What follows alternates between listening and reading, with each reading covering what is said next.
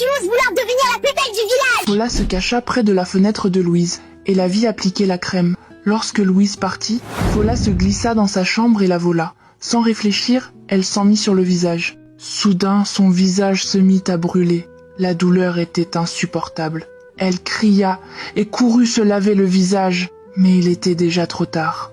La crème détruisit la peau de Fola, la laissant brûler et profondément abîmée. Lorsque Louise rentra à la maison et vit le visage de sa sœur, elle fut bouleversée.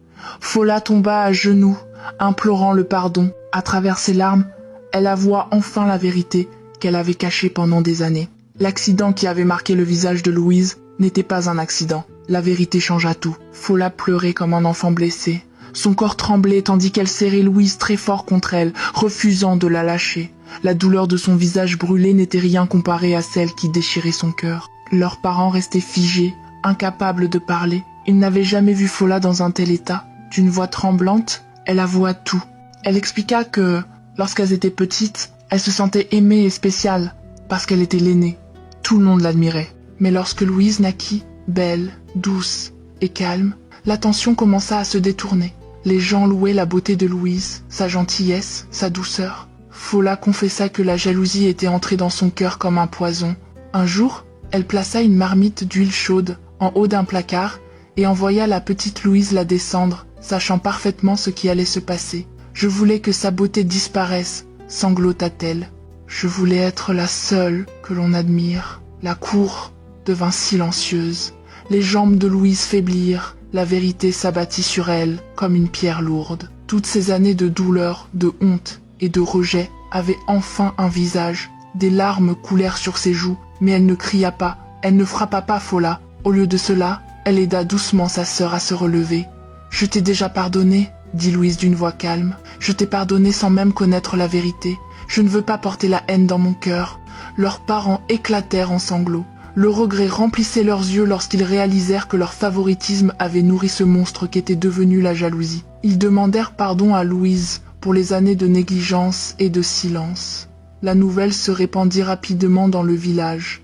Ceux qui autrefois admiraient Fola l'évitèrent. En apprenant ce qu'elle avait fait à sa propre sœur, leur admiration se transforma en dégoût. Les hommes ne venaient plus la voir. Elle resta enfermée chez elle, couvrant son visage abîmé, vivant dans la honte et le regret. La vie de Louise, elle, changea lentement mais magnifiquement.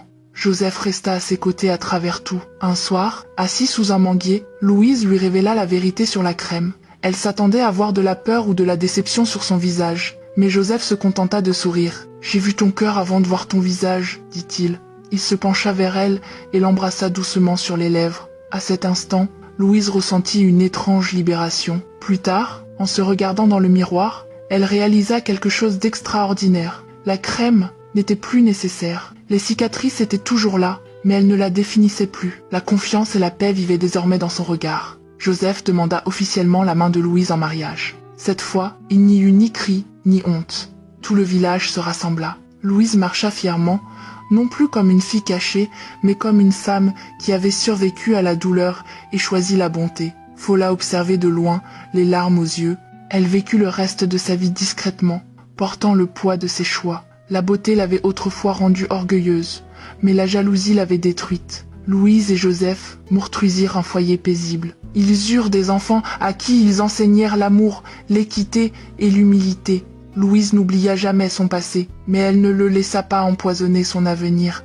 Leçon morale, les parents doivent aimer leurs enfants de manière égale. Le favoritisme engendre la haine et la destruction. La beauté s'efface, mais un cœur pur apporte un honneur durable. La bonté envers les inconnus peut ouvrir des portes que le destin avait verrouillées, et la jalousie, lorsqu'elle n'est pas maîtrisée, peut tout détruire, y compris celui ou celle qui la porte. Merci infiniment d'avoir regardé cette histoire. Si ce récit vous a touché, likez la vidéo, partagez les 3 parties avec vos amis et votre famille, et laissez-nous un commentaire pour nous dire quelles leçons vous en avez tirées. N'oubliez pas de vous abonner à la chaîne pour ne pas manquer nos prochaines histoires puissantes.